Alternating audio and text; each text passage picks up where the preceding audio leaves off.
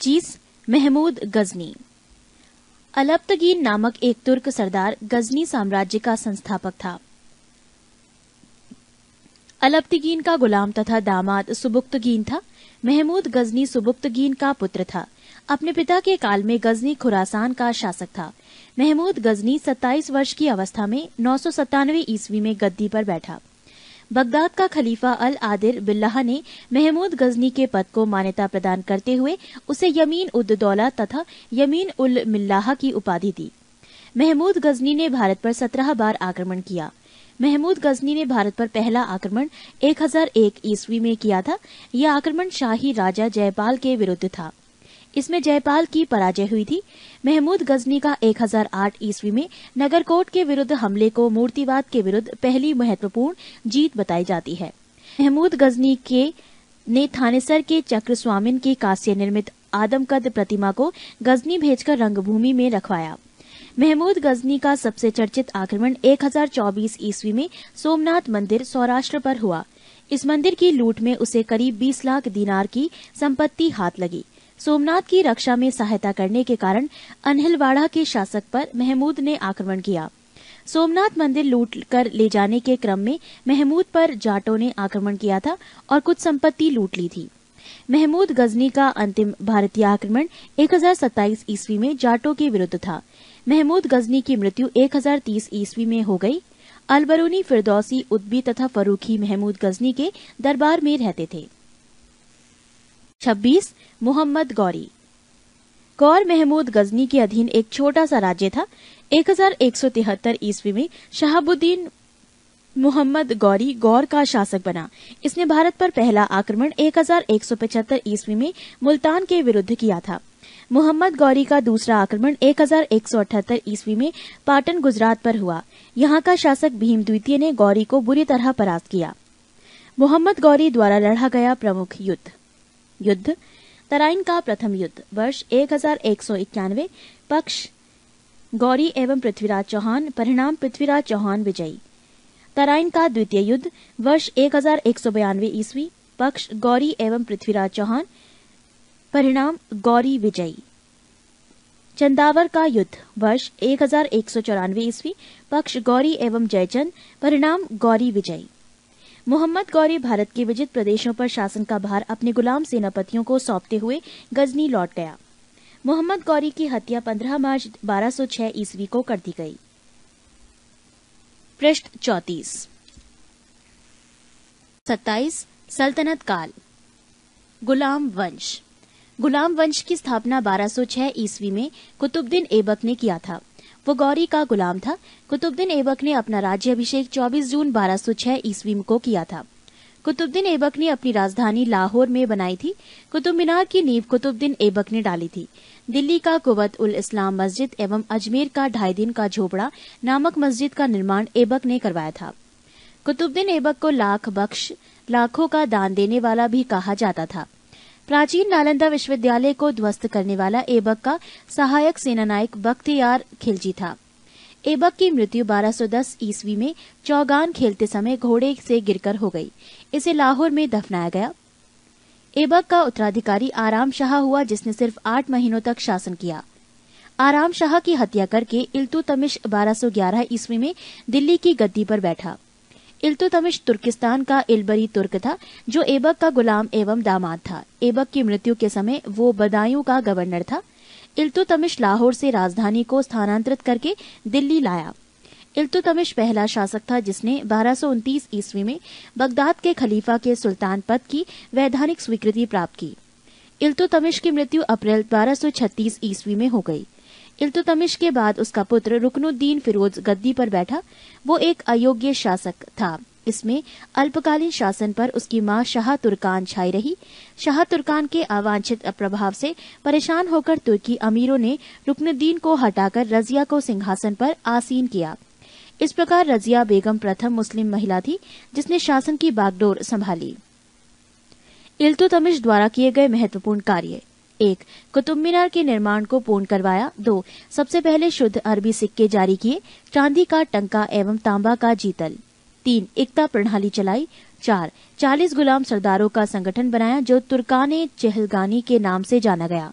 5. सर्वप्रथम दिल्ली के अमीरों का दमन किया। रजिया ने पर्दा प्रथा को त्याग कर तथा पुरुषों की तरह चोगा, काबा एवं कुल्हा टोपी पहनकर राजदरबार में खुले मुंह से जाने लगी। रजिया ने मलिक जमालुद्दीन याकूत को अमीर अखोर घोड़े का सरदार नियुक्त किया। गैर तुर्कों को सामंत बनाने के रजिया के प्रयासों से तुर्की अमीर विरुद्ध हो गए और उसे बंदी बनाकर दिल्ली की गद्दी पर मुइजुद्दीन बहराम शाह को बैठा दिया। रजिया की शादी अल्तूनिया के साथ हुई। इससे शादी करने के बाद रजिया ने पुनः गद्दी प्राप्त करने का प्रयास किया, लेकिन वो असफल रही। रजिया की हत्या 13 अक्टूबर 1240 ईस्वी को डाकुओं के द्वारा कैथल के पास कर दी गई। बहराम शाह को बंदी बनाकर उसकी हत्या मई 1242 ईस्वी में कर दी गई। बहराम शाह के बाद दिल्ली का सुल्तान अलाउद्दीन मसूद शाह 1242 ईस्वी में बना। बलबन ने षड्यंत्र के द्वारा 1246 ईस्वी में अलाउद्दीन मसूद शाह को सुल्तान के पद से हटाकर नासिरुद्दीन महमूद को सुल्तान बना दिया। नासिरुद्दीन महमूद ऐसा सुल्तान था जो टोपी सीकर अपना जीवन निर्वाह करता था। बलबन ने अपनी पुत्री का विवाह नासिरुद्दीन महमूद के साथ किया था। पृष्ठ 35। बलबन का वास्तविक नाम बहाउद्दीन था। वो इल्तुतमिश का गुलाम था। तुर्काने चेहलगानी का विनाश बलबन ने किया था। बलबन 1266 ईस्वी में ग्यासुद्दीन बलबन के नाम से दिल्ली की गद्दी पर बैठा। वो मंगोलों के आक्रमण से दिल्ली की रक्षा करने में सफल रहा। राजदरबार में सजदा एवं पैबोस प्रथा की शुरुआत बलबन ने की थी। बलबन ने फारसी रीति रिवाज पर आधारित नवरोज उत्सव को प्रारंभ करवाया। अपने विरोधियों के प्रति बलबन ने कठोर लौह एवं रक्त की नीति का पालन किया। नासिरुद्दीन महमूद ने बलबन को उलूंग खां की उपाधि प्रदान की। बलबन के दरबार में फारसी के विप्रसिद्ध कवि अमीर खुसरो एवं अमीर हसन रहते थे। गुलाम वंश का अंतिम शासक शम्मुद्दीन कैमूर्स था।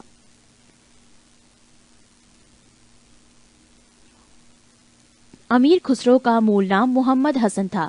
उसका जन्म पटियाली पश्चिमी उत्तर प्रदेश के बदायूं के पास में 1253 ईस्वी में हुआ था। खुसरो प्रसिद्ध सूफी संत शेख निजामुद्दीन औलिया के शिष्य थे। वो बलबन से लेकर मोहम्मद तुगलक तक दिल्ली सुल्तानों के दरबार में रहे। इन्हें तूतीय हिंद, भारत का तोता के नाम से भी जाना जाता है। सितार एवं तबले के आविष्कार का श्रेय अमीर खुसरो को ही दिया जाता है। खिलजी वंश 1290 से 1320 ईस्वी। गुलाम वंश के शासन को समाप्त कर 13 जून 1290 ईस्वी को जलालुद्दीन फिरोज खिलजी ने खिलजी वंश की स्थापना की। इसने किलाखेरी को अपनी राजधानी बनाया। जलालुद्दीन की हत्या 1296 ईस्वी में उसके भतीजा एवं दामाद अलाउद्दीन खिलजी ने कड़ा मानिकपुर इलाहाबाद में कर दी। 22 अक्टूबर 1296 ईस्वी में अलाउद्दीन दिल्ली का सुल्तान बना। अलाउद्दीन के बचपन का नाम अली तथा गुरशास्प था। अलाउद्दीन खिलजी ने सेना को नकद वेतन देने एवं स्थायी सेना की नींव रखी। दिल्ली के शासकों में अलाउद्दीन खिलजी के पास सबसे विशाल स्थायी सेना थी। घोड़ा दागने एवं सैनिकों का हुलिया लिखने की प्रथा की शुरुआत अलाउद्दीन खिलजी ने की। अलाउद्दीन ने भू राजस्व की दर को बढ़ाकर उपज का 1/2 भाग कर दिया। इसने खम्स यानी लूट का धन में सुल्तान का हिस्सा 1/4 भाग के स्थान पर 3/4 भाग कर दिया। इसने व्यापारियों में बेईमानी रोकने के लिए कम तौलने वाले व्यक्ति के शरीर से मांस काट लेने का आदेश दिया। इसने अपने शासनकाल में मूल्य नियंत्रण प्रणाली को दृढ़ता से लागू किया। दक्षिण भारत की विजय के लिए अलाउद्दीन ने मलिक काफूर को भेजा। जमैयत खाना मस्जिद, अलाई दरवाजा, सीरी का किला तथा 1000 खंबा महल का निर्माण अलाउद्दीन खिलजी ने करवाया था। दैवी अधिकार के सिद्धांत को अलाउद्दीन ने चलाया था। सिकंदर सानी की उपाधि से स्वयं को अलाउद्दीन खिलजी ने विभूषित किया। अलाउद्दीन ने मलिक याकूब को दीवाने रियासत नियुक्त किया था। अलाउद्दीन द्वारा नियुक्त परवाना नवीस नामक अधिकारी वस्तुओं की परमिट जारी करता था। बाजार नियंत्रण करने के लिए अलाउद्दीन खिलजी द्वारा बनाए जाने वाले नवीन पद क्रमानुसार दीवाने रियासत, ये व्यापारियों पर नियंत्रण रखता था। ये बाजार नियंत्रण की पूरी व्यवस्था का संचालन करता था। शहनाई मंडी, प्रत्येक बाजार में बाजार का अधीक्षक बरीद बाजार के अंदर घूमकर बाजार का निरीक्षण करता था। मुनहियान व गुप्तचर गुप्त सूचना प्राप्त करता था। शहनाई मंडी, यहाँ खाद्यान्नों को बिक्री हेतु लाया जाता था। सराहे अदल, यहाँ वस्त्र, शक्कर, जड़ी बूटी, मेवा, दीपक का तेल एवं अन्य निर्मित वस्तुएं बिकने के लिए आती थीं। पृष्ठ 36। अलाउद्दीन खिलजी की आर्थिक नीति की व्यापक जानकारी जियाउद्दीन बरनी की कृति तारीख फिरोजशाही से मिलती है। खजायुनुल फतूह अमीर खुसरो, रिहला इब्न बतूता एवं फुतूहस लातीन इसामी की कृति है। मूल्य नियंत्रण को सफल बनाने में मुहतसिब, सेंसर एवं नाजीर नापतौल अधिकारी की महत्वपूर्ण भूमिका थी। राजस्व सुधारों के अंतर्गत अलाउद्दीन ने सर्वप्रथम मिल्क, इनाम एवं वक्फ के अंतर्गत दी गई भूमि को वापस लेकर उसे खालसा भूमि में बदल दिया। अलाउद्दीन खिलजी के द्वारा लगाए जाने वाले दो नवीन कर थे। एक चराई कर, दुधारू पशुओं पर लगाया जाता। दो गढ़ी कर, घरों एवं झोपड़ी पर लगाया जाता था। अलाउद्दीन खिलजी की मृत्यु 5 जनवरी 1316 ईस्वी को हो गई। कुतुबुद्दीन ए मुबारक खिलजी 1316 ईस्वी को दिल्ली के सिंहासन पर बैठा। इसने नग्न स्त्री पुरुष की संगत पसंद थी। मुबारक खिलजी कभी कभी राज दरबार में स्त्रियों का वस्त्र पहनकर आ जाता था। बरनी के अनुसार मुबारक कभी कभी नग्न होकर दरबारियों के बीच दौड़ा करता था। मुबारक खान ने खलीफा की उपाधि धारण की थी। मुबारक के वजीर खुसरो खान ने 15 अप्रैल 1320 ईस्वी को उसकी हत्या कर दी और स्वयं दिल्ली के सिंहासन पर बैठा। खुसरो खान ने पैगंबर के सेनापति की उपाधि धारण की।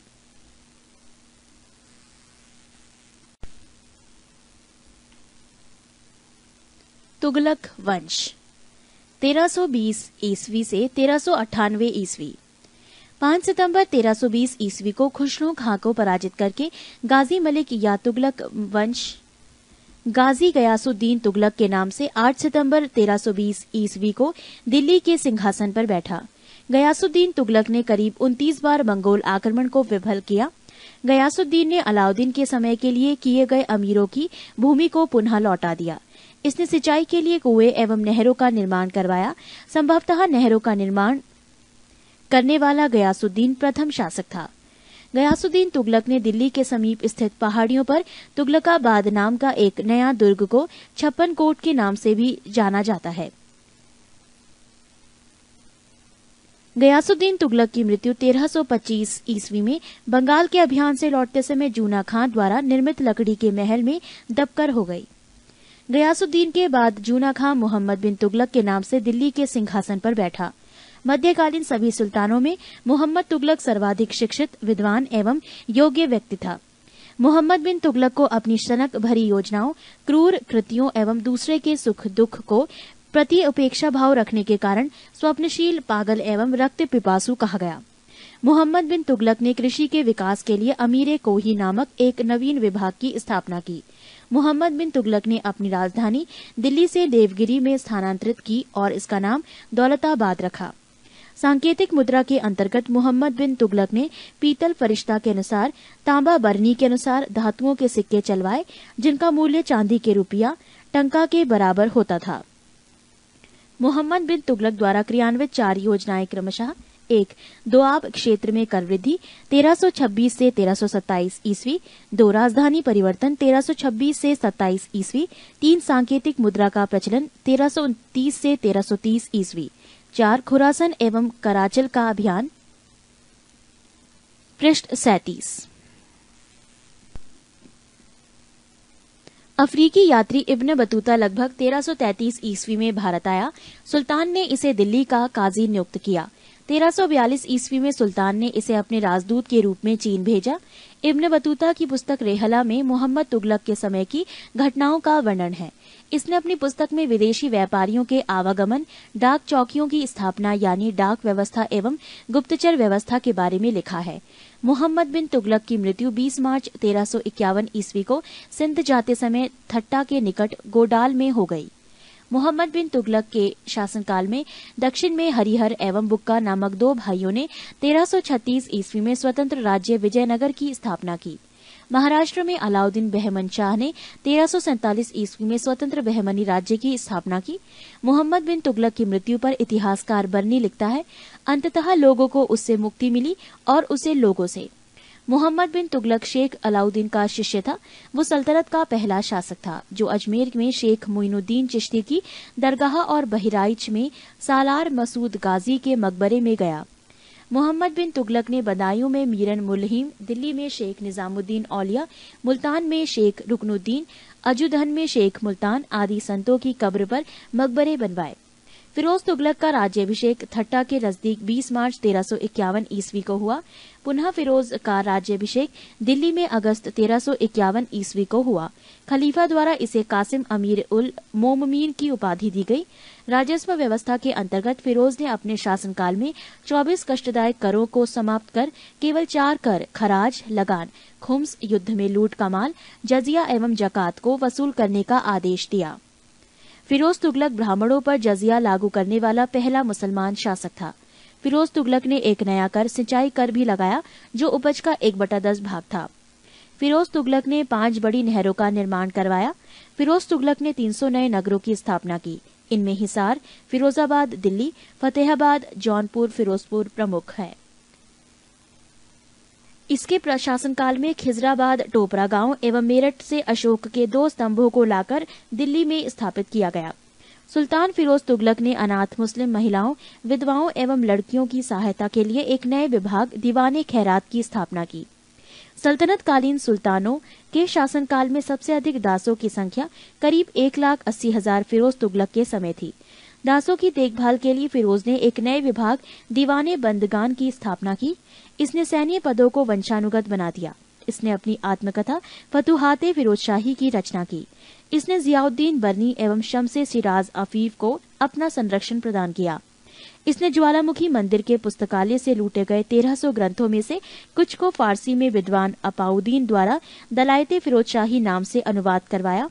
इसने चांदी एवं तांबे के मिश्रण से निर्मित सिक्के भारी संख्या में जारी करवाए, जिसे अध्वा एवं विक कहा जाता था। फिरोज तुगलक की मृत्यु सितंबर 1388 ईस्वी में हो गई। फिरोज काल में निर्मित खाने जहां तेलंगानी के मकबरा की तुलना जेरूसलम में निर्मित उमर के मस्जिद से की जाती है। पृष्ठ 38। सुल्तान फिरोज तुगलक ने दिल्ली के कोटला फिरोज शाह दुर्ग का निर्माण करवाया। तुगलक वंश का अंतिम शासक नासिरुद्दीन महमूद तुगलक था। इसका शासन दिल्ली से पालम तक ही रह गया था। तैमूर लंग ने सुल्तान नासिरुद्दीन मोहम्मद तुगलक के समय 1398 में दिल्ली पर आक्रमण किया। नासिरुद्दीन के समय ही मलिक कुशशर्क पूर्वाधिपति की उपाधि एक हिजड़ा मलिक सरवर ने जौनपुर में एक स्वतंत्र राज्य की स्थापना की। सैयद वंश 1414 से 1451 ईस्वी। सैयद वंश का संस्थापक था खिज्र खां। इसने सुल्तान की उपाधि न धारण कर अपने को रैयत ए आला की उपाधि से ही खुश रखा। खिज्र खां तैमूर लंग का सेनापति था। भारत से लौटते समय तैमूर लंग ने खिज्र खां को मुल्तान, लाहौर एवं दीपालपुर का शासक नियुक्त किया। खिज्र खां नियमित रूप से तैमूर के पुत्र शाहरुख को कर भेजा करता था। खिज्र खां की मृत्यु 20 मई 1421 ईस्वी में हो गई। खिज्र खां के पुत्र मुबारक खां ने शाह की उपाधि धारण की थी। याहिया बिन अहमद सरहिंदी को मुबारक शाह का संरक्षण प्राप्त था। इसकी पुस्तक तारीख मुबारक शाही में सैयद वंश के विषय में जानकारी मिलती है। यमुना के किनारे मुबारकबाद की स्थापना मुबारक शाह ने की थी। सैयद वंश का अंतिम सुल्तान अलाउद्दीन आलम शाह था। सैयद वंश का शासन करीब 37 वर्षों तक रहा। लोदी वंश 1451 से 1526 ईस्वी। लोदी वंश का संस्थापक बहलोल लोदी था। वो 19 अप्रैल 1451 ईस्वी को बहलोल शाहगाजी की उपाधि से दिल्ली के सिंहासन पर बैठा। दिल्ली पर प्रथम अफगान राज्य की स्थापना का श्रेय बहलोल लोदी को दिया जाता है। बहलोल लोदी ने बहलोल सिक्के का प्रचलन करवाया। वो अपने सरदारों को मकसदे अली कहकर पुकारता था। वो अपने सरदारों के खड़े रहने पर स्वयं भी खड़ा रहता था। बहलोल लोदी का पुत्र निजाम खां 17 जुलाई 1489 ईस्वी में सुल्तान सिकंदर शाह की उपाधि से दिल्ली के सिंहासन पर बैठा। 1504 ईस्वी में सिकंदर लोदी ने आगरा शहर की स्थापना की। भूमि के लिए मापन के प्रामाणिक पैमाना गजे सिकंदरी का प्रचलन सिकंदर लोदी ने किया। गुलरुखी शीर्षक से फारसी कविताएं लिखने वाला सुल्तान सिकंदर लोदी था। सिकंदर लोदी ने आगरा को अपनी नई राजधानी बनाया। इसके आदेश पर संस्कृत के एक आयुर्वेद ग्रंथ का फारसी में फरहंगे सिकंदरी के नाम से अनुवाद हुआ। इसने नगरकोट को ज्वालामुखी मंदिर की मूर्ति को तोड़कर उसके टुकड़ों को कसाईयों को मांस तौलने के लिए दो दिया था।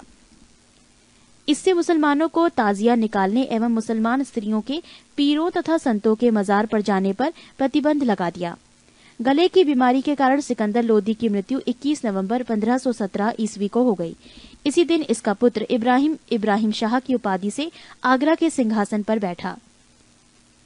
21 अप्रैल 1526 ईस्वी को पानीपत के प्रथम युद्ध में इब्राहिम लोदी बाबर से हार गया। इस युद्ध में वो मारा गया। बाबर को भारत पर आक्रमण के लिए निमंत्रण पंजाब के शासक दौलत खान लोदी एवं इब्राहिम लोदी के चाचा आलम खान ने दिया था। मोठ की मस्जिद का निर्माण सिकंदर लोदी के वजीर द्वारा करवाया गया था।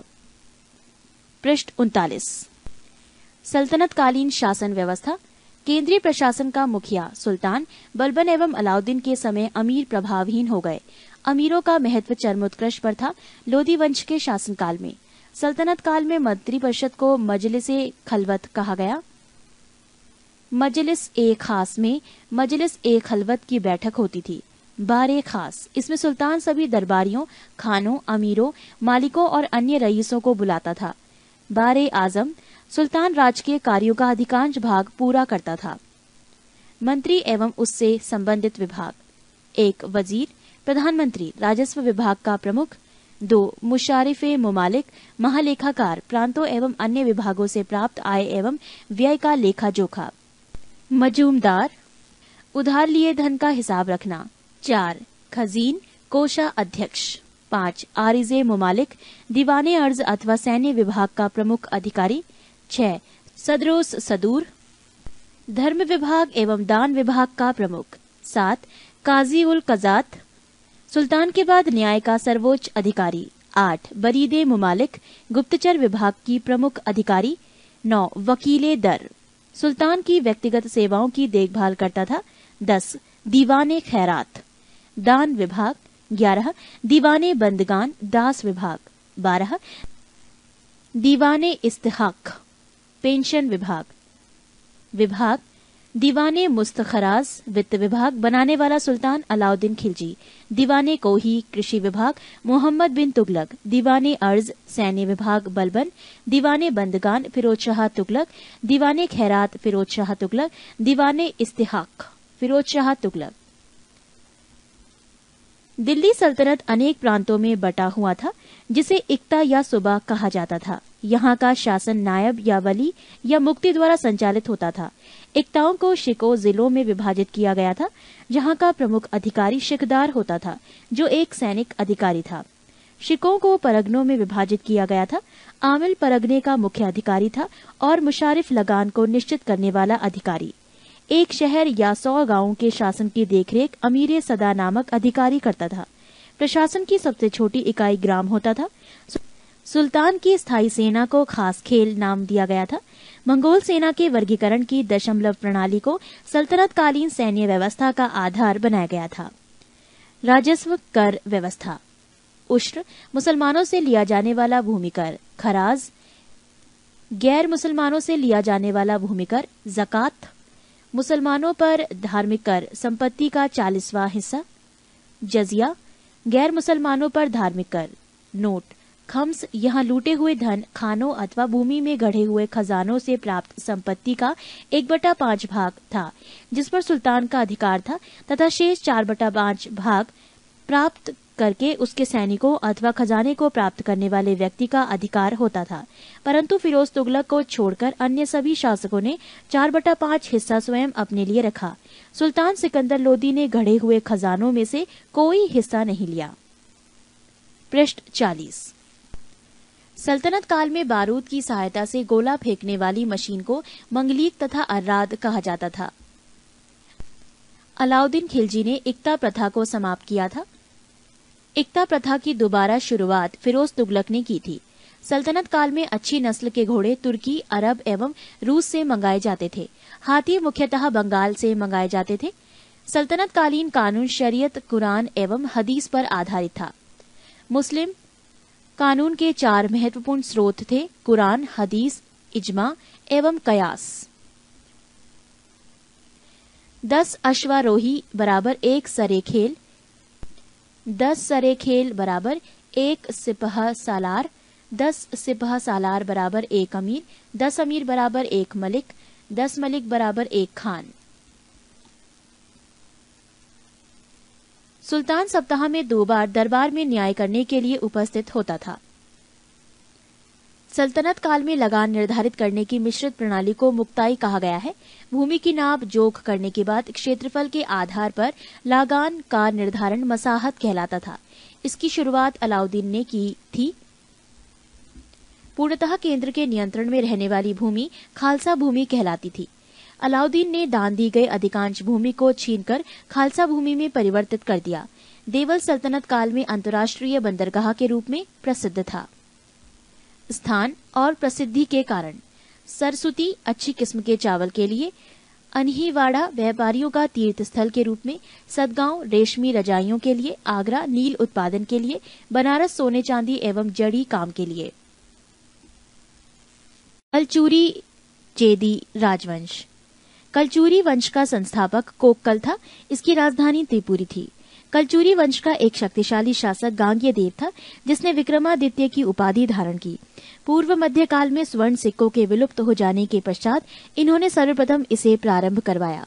कलचुरी वंश सबसे महान शासक कर्णदेव था, जिसने कलिंग पर विजय प्राप्त की और त्रिकलिंगाधिपति की उपाधि धारण की। प्रसिद्ध कवि राजशेखर कलचुरी दरबार में ही रहते थे। सिसोदिया वंश। सिसोदिया वंश के शासक अपने को सूर्यवंशी कहते थे। सिसोदिया वंश के शासक मेवाड़ पर शासन करते थे। मेवाड़ की राजधानी चित्तौड़ थी। अपनी विजयों के उपलक्ष्य में विजय स्तंभ का निर्माण राणा कुंभा ने चित्तौड़ में करवाया। खतौली का युद्ध 1518 ईस्वी में राणा सांगा एवं इब्राहिम लोदी के बीच हुआ। पृष्ठ 33। मध्यकालीन भारत। 24। भारत पर अरबों का आक्रमण। मोहम्मद बिन कासिम के नेतृत्व में अरबों ने भारत पर पहला सफल आक्रमण किया। अरबों ने सिंध पर 712 ईस्वी में विजय पाई थी। अरब आक्रमण के समय सिंध पर दाहिर का शासन था। भारत पर अरब वासियों के आक्रमण का मुख्य उद्देश्य धन दौलत लूटना तथा इस्लाम धर्म का प्रचार प्रसार करना था।